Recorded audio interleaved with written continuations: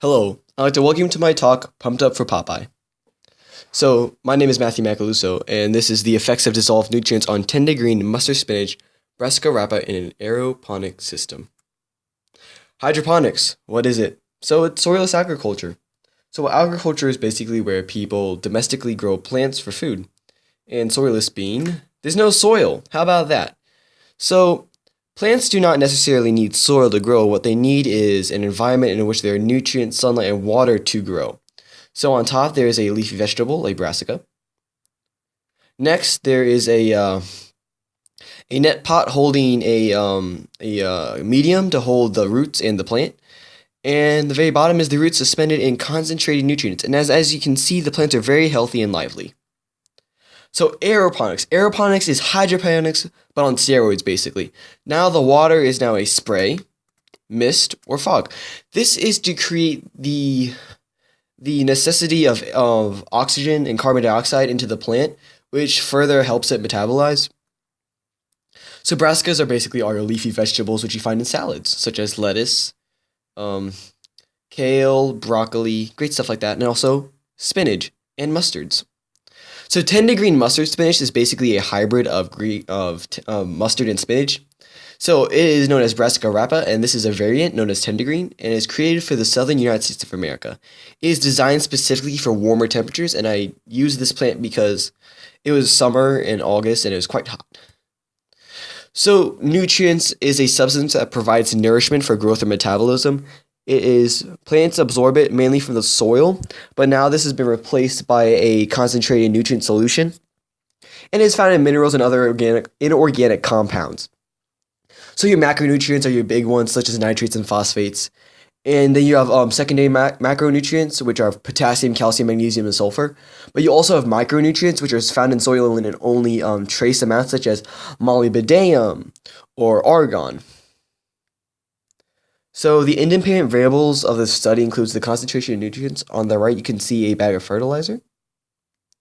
The location of the bucket where the plants are. Depending on the location of the bucket, they got slightly different amounts of water coverage and sunlight. And the number of plants per net plot. Unfortunately, during seeding, there sometimes were a different number of plants per net pot in certain groups. It was aimed to only have one plant per net pot, but this was an unfortunate accident.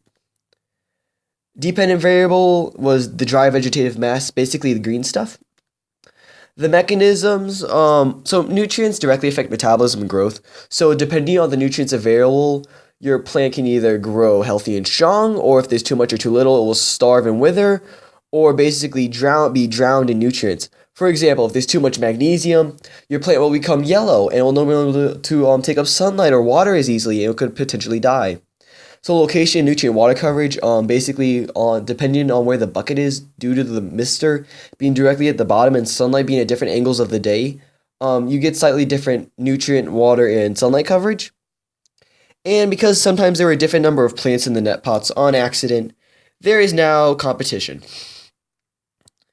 So the first null hypothesis is the dry mass at the concentration nutrient level 5 will be equal to DM4, DM3, DM2, and DM1.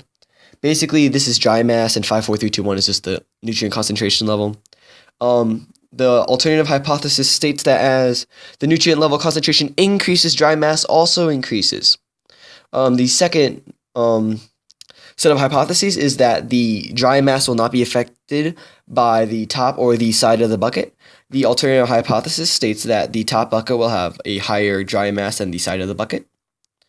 The third set of hypotheses states that the null hypothesis states that as the different number of plants per net pot increases, the dry mass will stay the same regardless. And the alternative hypothesis states that as you have a lower number of plants per net pot, you will actually have a higher dry mass. So the methods. So the apparatus should have a picture here, but my phone isn't working. So we'll elaborate. So I went to Home Depot, got all this cool plasticky stuff. I took a 5-gallon bucket. I drilled 5 holes on the side, 5 holes on top. And then once that was done on the side, PVC elbows were inserted, and they were then caulked with, it is a silicone plastic to help things keep waterproof. Then these little things called net pots were inserted into the holes, and then this thing called nutrient wool, or basically plant asbestos, which is a green nutrient fiberglass-like item, is then the seeds are then planted inside. So then, to change the concentrations of my water to get a different effect across the board, I would take this set ratio, and then I would basically dilute, which would be to add more water to the area, or take away some water and then just throw the stuff in, which basically you get different levels of concentrations, which creates a concentration gradient. For example, if there are 5 grams within 3 gallons, I could take away half a gallon or add a gallon, and then I have 3 grams within 3.5 or 3 grams in 2.5. So in the week of September 19th to September 26th, this is week 1. So basically the seeds were too small to directly go into the buckets, so I had to basically soak the nutrient wool, add a little bit of ground up coconut to get it started, and I had these little saplings then after week 1.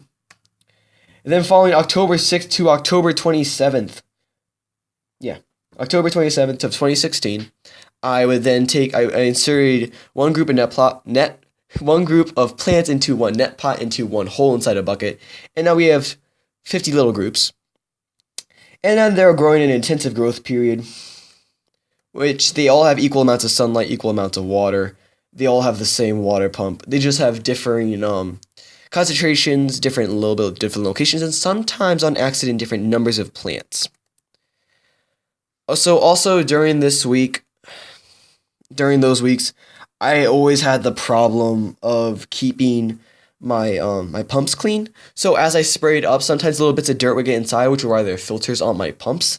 But when they were sprayed up, sometimes in that little tiny hole with the sprayers, it get caught. So on every Tuesday and Thursday, I would come in, clean it out. I would change out the water, make sure everything was good, everything was clean, make sure that the water was constantly running. Because actually in my trial week, I lost 2 groups of entire buckets due to this. However, after that growth period, from October 28th to about November 1st, I took my plants, I cut them all up nicely, took all the vegetative mass, put it inside a dehydrator, then masked it. Results. So this is a graph. It's very beautiful, as you can see. So the x-axis is the nutrient concentration level. Now this is not seen as 1, 2, 3, 4, or 5 as seen previously. This is now seen as grams per liter, as in 0.008 per 1,000 milliliters or 1 liter. The the y-axis is measured in grams or mass. So basically, as you can see, on the left is level 1, level 2, level 3, level 4, level 5, moving to the right. And what I found was that as for every 1 gram per 1 liter of nutrient solution, the mass will increase by 891.83 grams. Now, this is not seen on this scale, but as you can see, there is an upward trend as you move left to right, or as nutrient level increases. Interestingly enough, the highest level also has the highest variability, and the lower levels are actually rather similar, while level 5 seems to taper off because there's too many nutrients. Then I ran an ANCOVA on this data, and I got a p-value of 0.0266, which lets us move on to the next graph. So as you can see, this is a graph. The x-axis shows a 1 and 2, 1 being side, 2 being top.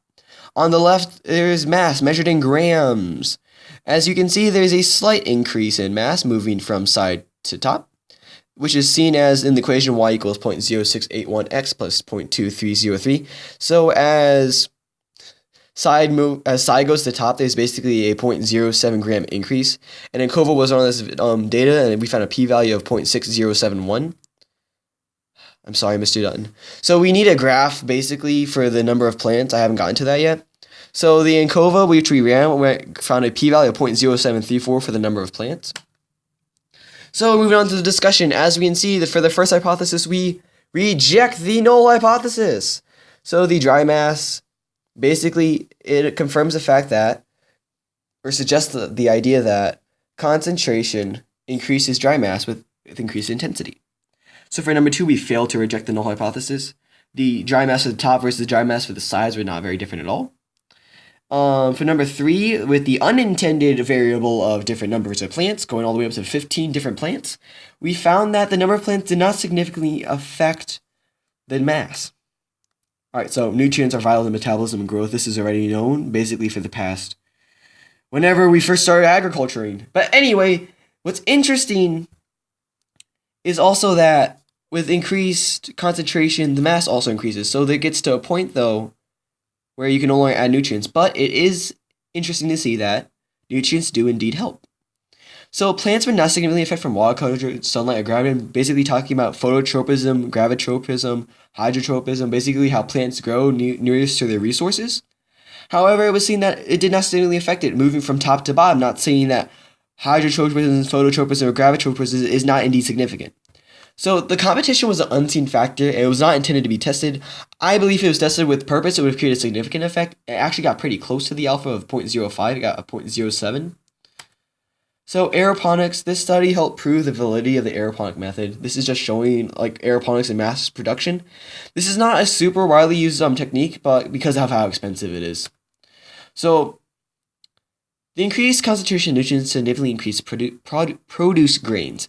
This could affect agriculture and big business. For example, if per se they moved away from traditional agriculture with soil and they moved into aeroponics or hydroponics, we could see larger lettuce or larger tomatoes, great stuff like that. And people who also garden just for fun like me can use a higher concentrated formula and just get nicer plants. Or larger plants. Discussion. This data suggests that brassicas can handle a higher concentration of nutrients, and developing a data bank for people to understand how much nutrients the plants can take will assist the entire population. On the bottom right, you see there's a little graph. I did not make this graph, but this is just proving a point.